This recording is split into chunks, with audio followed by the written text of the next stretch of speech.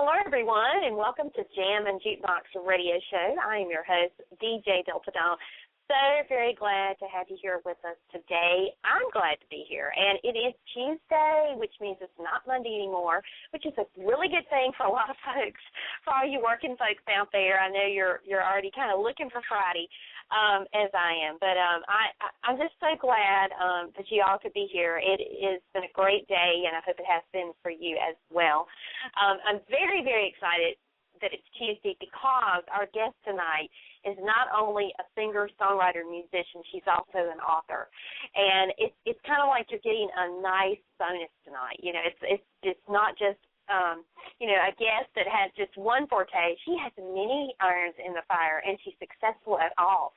And to give you a little bit of background, she is the lead singer for the band Side FX. And the band, to give you a little background on the band, are well known for exploring new sounds and combining rhythms and beats that together offer the unexpected. And I can tell you, if you've never heard their music, you will before the show ends because it's phenomenal and you have to hear it. They are definitely a band that needs to be heard. They have done all kinds of great things. They are a high-energy dance band. They've made the Billboard Top 40 charts in the A Dance category, the Top 40 in the Adult Contemporary Media-Based charts, and they have over 2.8 million YouTube views. I mean, that's no small feat. And over 2,000 stores play their music. In other words, if you've not heard of Side FX, what is wrong with you? How could you not have heard of them? And but they've appeared on national television and film. They've had their songs licensed, and radio stations across the U.S., the U.K., Canada, and Australia have added them to their playlist. And they've just released their fourth album. Wow. So we are so very excited and proud to bring to you tonight Kim Cameron, the lead singer of Side FX. Hello, Kim. Welcome. I am so excited to be here tonight. I'm excited that you're here. Thank you so much. It's an honor to have you with us because I know just from kind of following you for a while that you have been incredibly busy and it doesn't seem to be lightening up anytime soon. So thank you so much for your time. Absolutely. You guys have a great show. I try to tune in whenever I can. Oh, well, thank you. We appreciate that. Well, you're one of these guests. I mean, you're just such a phenomenal human being because you've done so many great things. You've got the music side of you.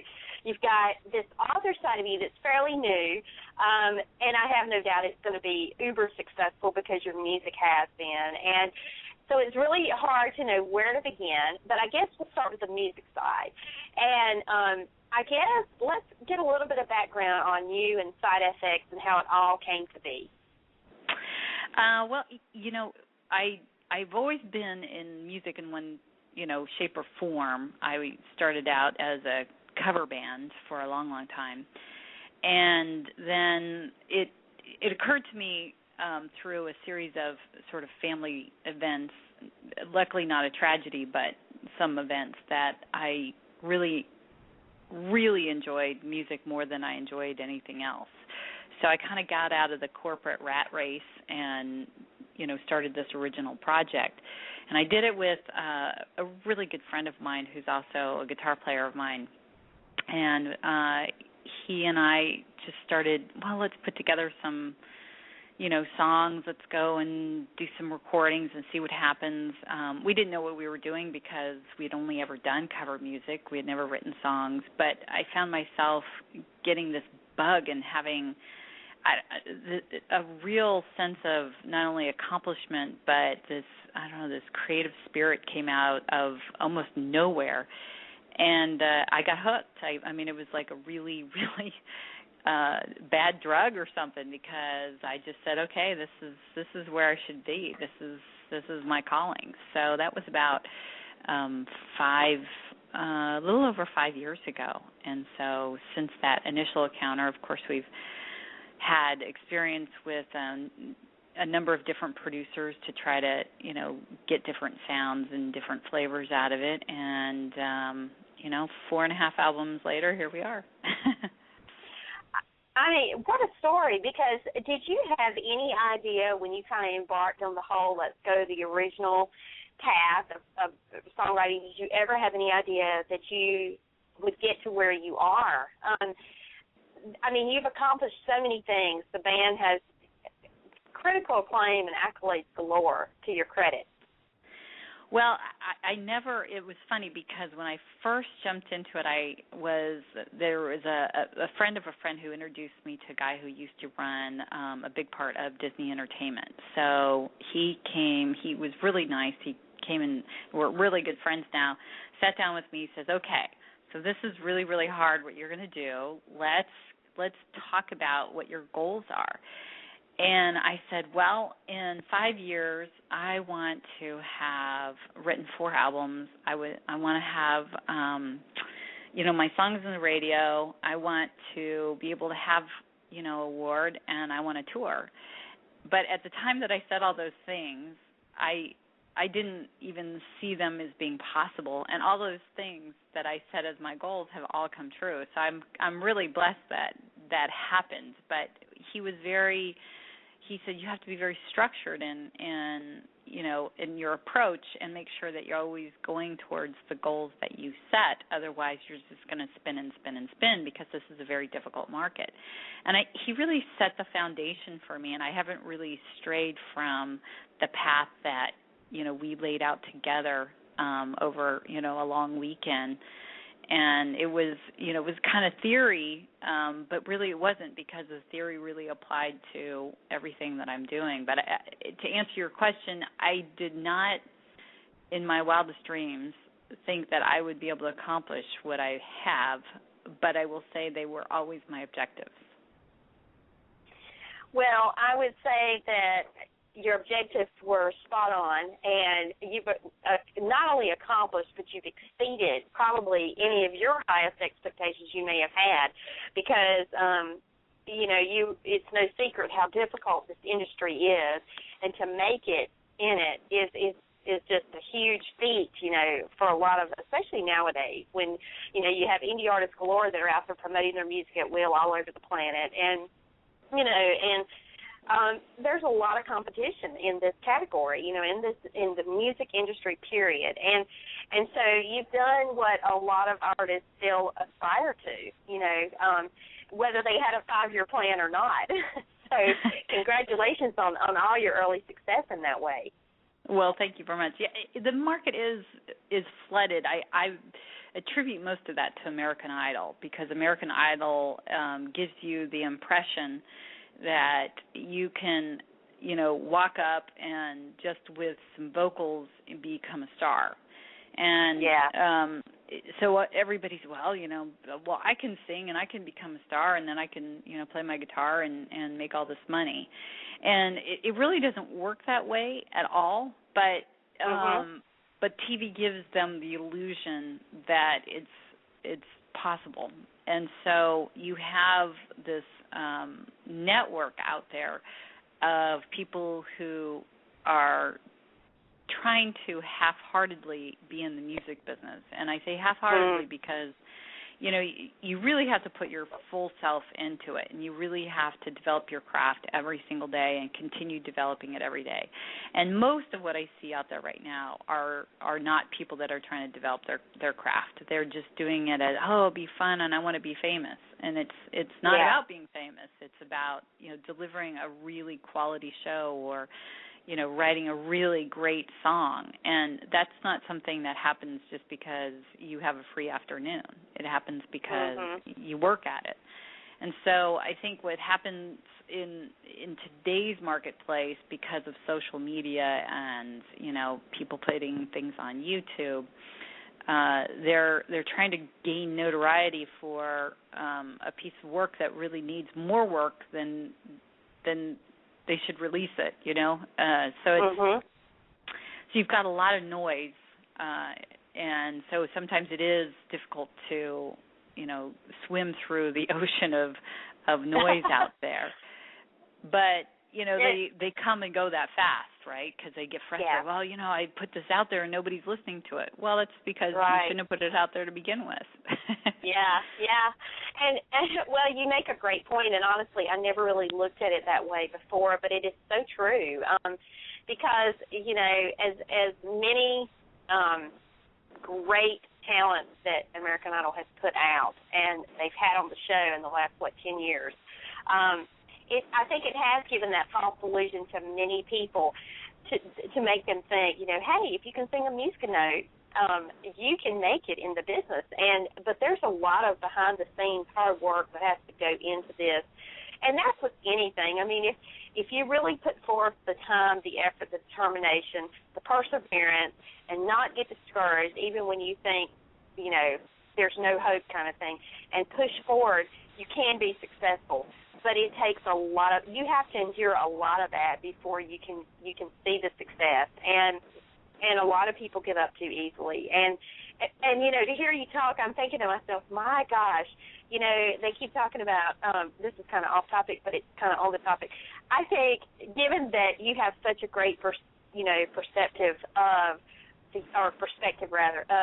the music industry and what it takes, because you've lived it, you've done it, and you've been successful, you would be an excellent judge on American Idol. And and that's what I think the celebrity panel is nice, but I think it would be nice to have someone like you on the panel who's lived it, who's walked down the road, to not give those potential contestants any kind of false hope about what they're about to get into, because it's a lot more than just being in front of a television camera week in, week out, singing your heart out, hoping you get saved so you come back the next week. I mean, there's a lot more to it than that. It is. There absolutely is. And it's, in putting out bad product, I mean, I'm the first one to admit that the first kind of quasi album I did, which was never officially released, but I had done a few copies because I had produced it myself, not knowing that you really needed to have a full-fledged producer. And it was god-awful. I mean, really, it was really awful. It really was a very rough song demo. That's really what I had done. And I didn't know that it was so awful until I had a musician friend that said, you've got some good tunes here, but I think you just need to find a producer. And I had no idea. And so, that's, I think, a lot of people out there, when they're trying to figure out the business on their own, they are too quick to release something, and then they're looking for automatic praise. And there is a reason why there are songwriters and producers and musicians. And, not everybody is great at everything. And just because you may have this home computer that can do all of these, create some beats and allow you to sing in it, doesn't mean that the product that you're going to really come out with is great. And that's what you really want to do, is do something great. Yeah, because, first impressions are everything, and if you put something out there that's kind of half-hearted or halfway done, the impression is not going to be the one you're hoping for sure. No. And now, speaking of that first album, is that something that kind of, now that you're 4.5 albums later, would you ever go back and try to, master and release it as a fully produced project down the road? Actually, I did. I did take my song demo, I'll call it that, my song demos to a producer, a very good one, and actually he made magic with it. It was the first album that I officially released, and so it was called Contradictions, and because it was all stories about different people that I had met, and it was on the pop rock side.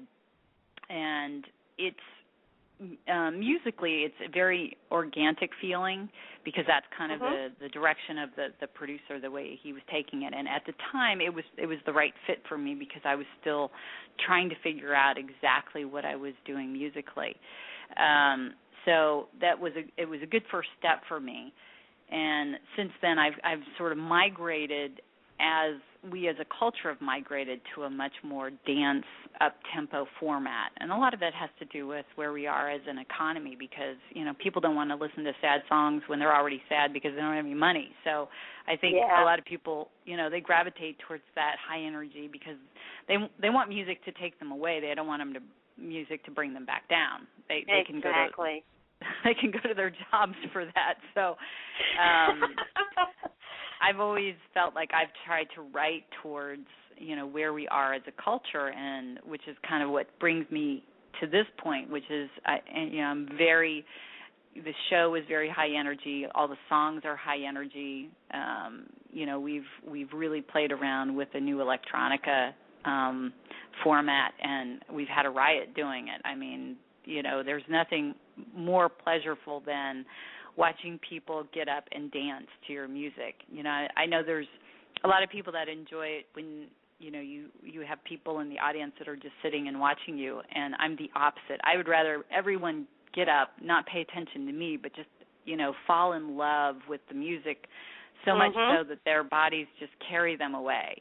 So they just forget about everything.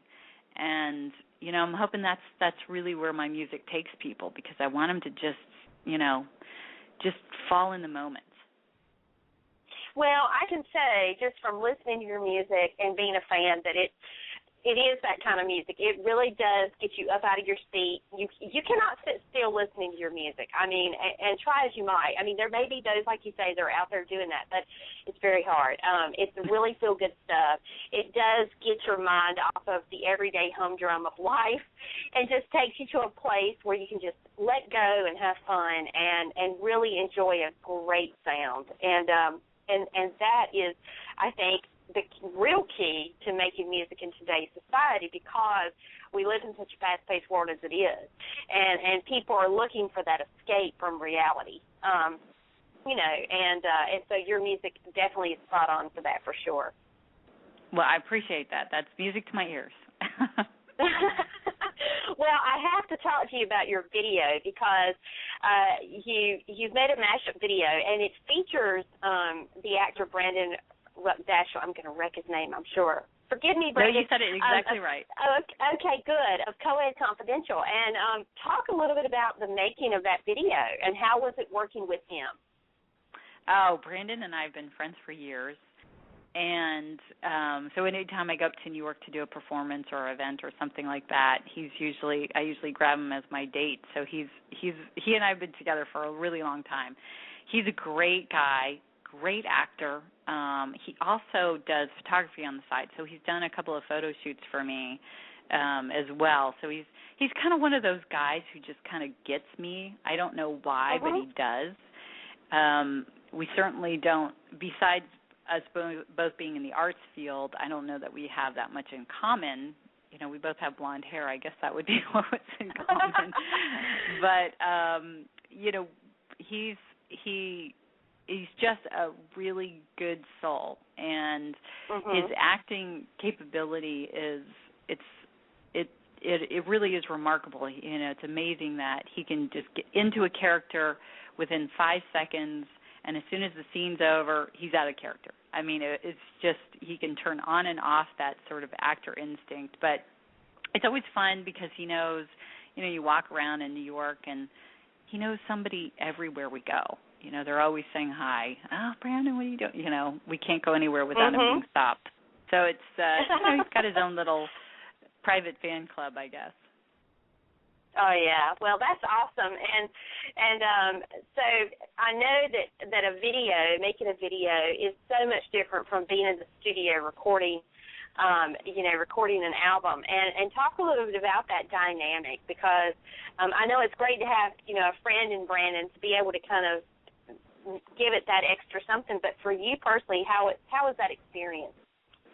Well, they are totally different. I mean, one is you're all in creative mode, right? Your mind's all about how is it sounding, which we do, and so it's a totally different mindset. Whereas a video is more like acting. Now, one of the things that I was told by by a film director was he thought music videos were the most challenging to do over anything he had ever done. And he does a lot of films. And I said, really? And, after I thought about it, it's because people really get ADD when it comes to music videos. I mean, it's got to be entertaining enough to keep you engaged because there's no dialogue, and most of them don't have a storyline to it. So if you put 4 minutes of video and it's just a music video, you better have really interesting stuff. Otherwise, they're out of there within a minute. And so what was fun about this video is I really wanted it to have a beautiful, I wanted the cinematography to just be gorgeous, and I wanted it to have a story, and, I wanted it to have enough elements that kept people engaged. And, knock on wood, this particular one, most people, about 85% of the viewers stayed engaged the whole time, which is remarkable since it's over 4 minutes long. So it was one of those that it just worked, and I wasn't sure if it was going to work, but it did work. And it took us about 3 months to do it because we did it in a number of different scenes and settings, and I wanted the flowers to really come out. And so if you're on the East Coast, you've got this window when the flowers are supposed to come out, and you've got to go and shoot. And where we ended up shooting was in Central Park for the flower scene, and you had to get special permits, and you have to wait for them to call you back, and there was nothing easy about it. But and luckily the weather was the way it was, and it all worked out. But it was not an easy task.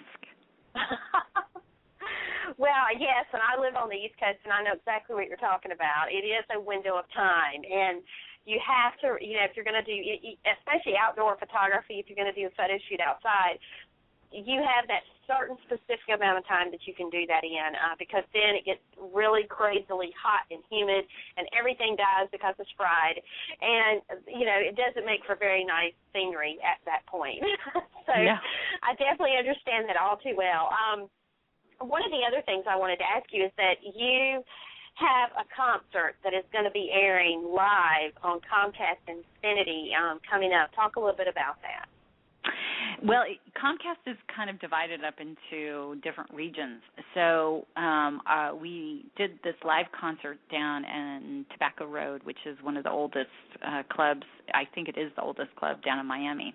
We did that in January, and they filmed it, and Comcast said, hey, we'd like to see the footage. So we showed it to them, and they said, we'd be really interested in putting it on our on-demand if you'll let us. And I said, well, sure. So it went on all of March for the Washington, D.C. area. And then New England found out about it, and they said, well, we'd like to show it too. So New England had it on. I think New England may still have it on. They've had it on for a couple months. And then Northern California, about that same time, contacted us and said, yeah, we want it too. So we were actually in 3 different regions. So we were really lucky that we, had the concert footage that we did, and that Comcast was interested in airing it. So that was a real, kind of feather in our cap that we didn't expect. Wow, that is so impressive. I mean, who knew? I mean, it started as one and it grew from there. And who's to say that you won't get phone calls from other regions of the country wanting it as well? That would be awesome. Now, I do have to ask, because I'm sure you probably get asked this a lot, and also a lot of fans probably wonder, where did the name Side FX come from? I can't take credit for it because it was my guitar player who came up with the name.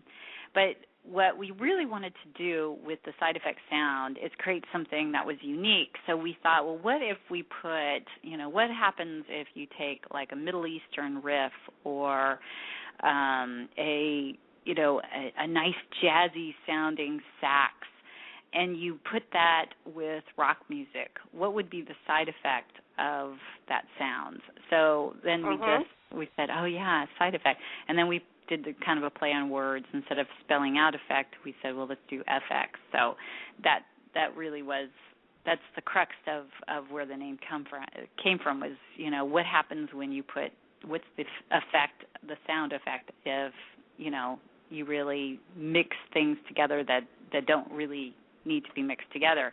And it's funny to me because now you have so much of that going on in so many genres, whether you're, talking about the electronica with the kind of urban, or you're talking about rock that, mixes in all of these new dance synths, and, so it's all over the place.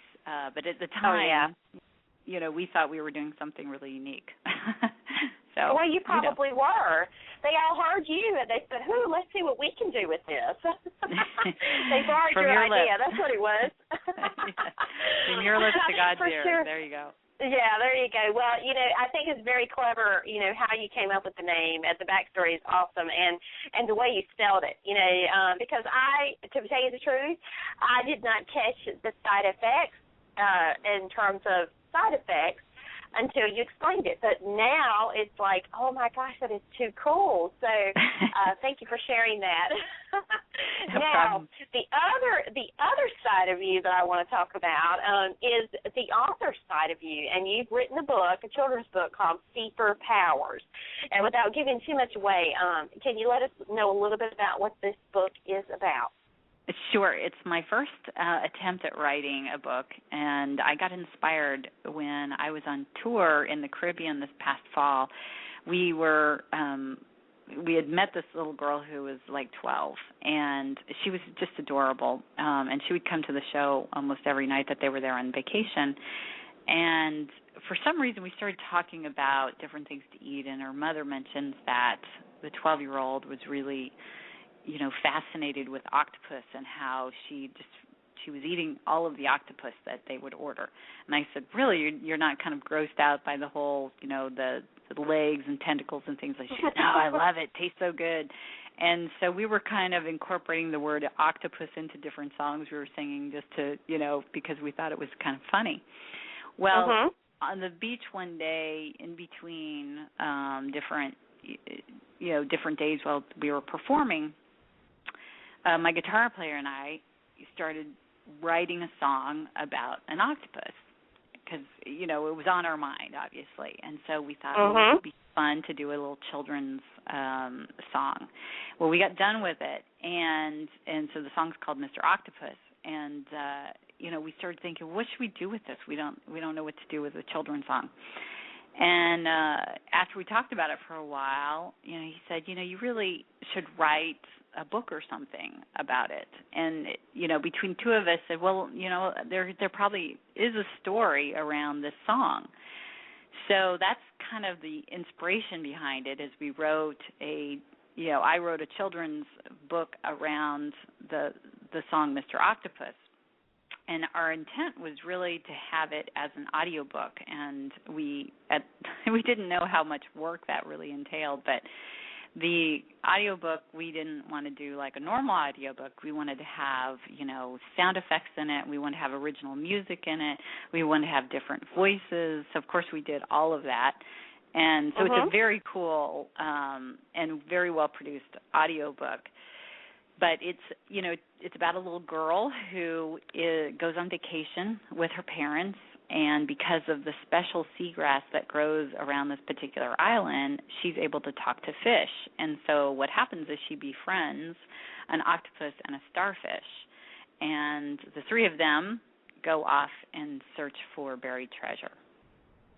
Oh, how cool. And I just have to ask, you've been musical pretty much your whole life. Did you ever at any point think that you might like to try to embark on writing at some point? That was never in my line of sight. Although, I'm a broadcast journalism major, so, writing obviously is second nature to me, and I have, written various things on an article standpoint and a news standpoint for a lot of my life, so that writing becomes easy for me, but I've never done, a fictional type of approach to writing, so that was brand new. Well, now has the book actually been released? Has it been published? It was just released, and it's on Amazon, and it's also on Audible. So it's both an ebook version as well as a audio version.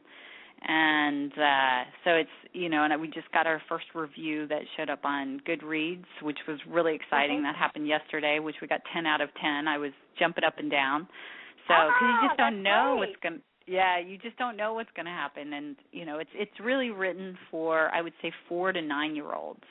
But the part of the review, which was interesting, is this adult said, I know it's intended for, 4 to 9-year-olds, but I have to say, as an adult, I was fairly entertained. Well, that's a good thing. If it's entertaining the adults, it's going to entertain children. So that's right. that's a very positive sign for sure. And now I understand you're working on a sequel to this book. Yeah, that's on my sights for this summer. I'm sort of targeting I have a little vacation coming up, and so I'm playing around with concepts in my head. I got to really come up with something really creative, but the book is set up to have sequels. So, additional adventures, and I have to come up with something, pretty spectacular, since I've already tackled sort of the baseline of the characters in this one. So now I need a really, fun adventure that that these guys would, say, yeah, I want to read the next one. Well, that sounds very exciting, and I anytime you put out a new book, I would love to have you back to talk about that, because there, a lot of our listening audience, they're made up of avid readers, and the age median is I'm sure there's people with lots of children of that age, so that would be a great way to promote, and I think that would be awesome. So we definitely look forward to that. In terms of your music and what's going on with that, I know that you're going to be touring. You've got some upcoming tour dates, but are you working on any new music for a future album that's going to be released pretty soon? Or? Well, our EP we just released, so that just came out, which has 2 songs, but then we just got, hot off the press as of a week ago, all the remixes have come in for one of the songs, and I got to tell you, they are off the charts. In fact, we've already gotten picked up by a couple of media-based stations, and they're playing them, so I'm very excited about it. It's called Not Into You, and the remixes are I couldn't believe when I heard them come back. I was floored. I was so stunned at some of them that I thought, wow, this is incredible. So I'm feeling really good about the remixes and this in general. And eventually this will become, right now we're treating it as an EP because it's only available digitally, but eventually it will become its own full album. And I'm taking my time with this one, but it's really an extension off of the one we released in September. Awesome. Well, I'm just thrilled to death to learn that you've got all these exciting things going, and you're just amazing in terms of what you've been able to accomplish and what you have yet to do that we will know about, I'm sure, in time. So it is, I think your success, the way you have gone about it, is a testament to your success, and I have no doubt that the book is going to be very successful, and anything you do moving forward will be as well, and that is our wish for you and the band. Well, thank you so much. Oh, well, you're so very welcome, and I can't thank you enough for being with us this evening and just sharing, about your career and this musical journey you've been on, and some of your very candid thoughts about the music business, because it has changed so much, especially in the last 5 to 10 years with the digital age coming forward. And so I think to be a success in this industry now in today's society is a huge feat. And you've mastered that. So congratulations on that, and we wish you much success moving forward. Thanks so much. It's been great. All right. Well, thank you, and we appreciate it so much, Kim.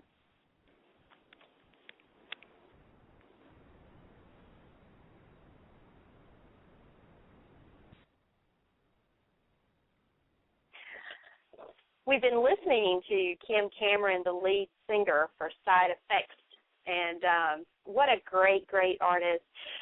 she is. And I must tell you, the song she was talking about, the remix version of Not Into You, yes, it is absolutely amazing. It is a great dance tune. I could hear it in any dance club across America. In fact, I'm sure that it's starting to make its rounds. And also, it's just a great song.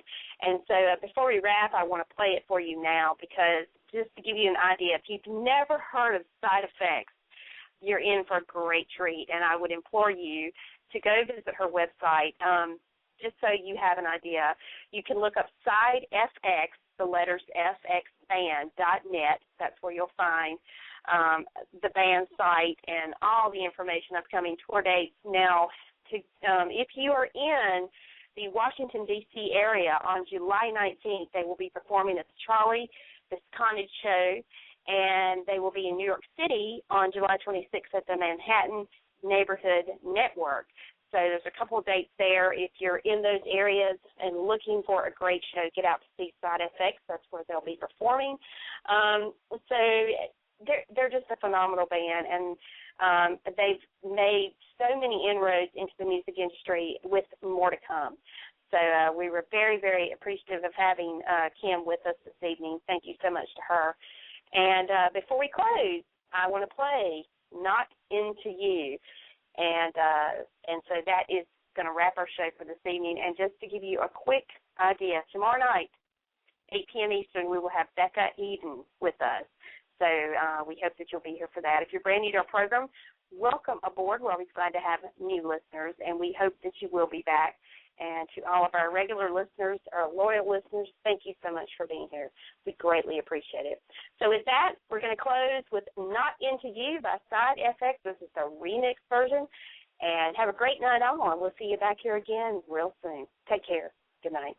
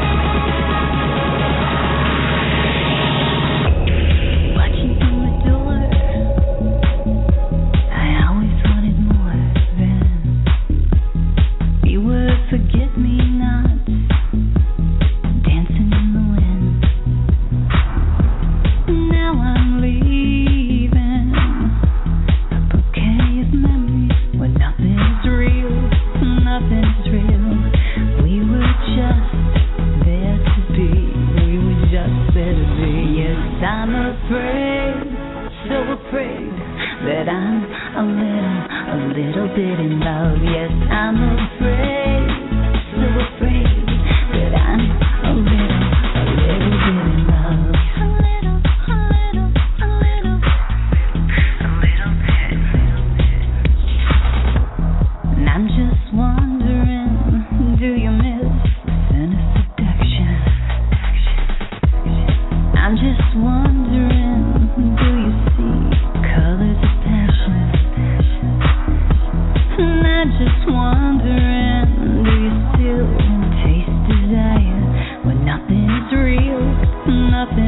We were just there to be. We were just there to be. Yes, I'm afraid, so afraid that I'm a little bit in love. Yes, I'm afraid, so afraid that I'm a little bit in love. Yes, I'm afraid, so afraid that I'm a little bit in love.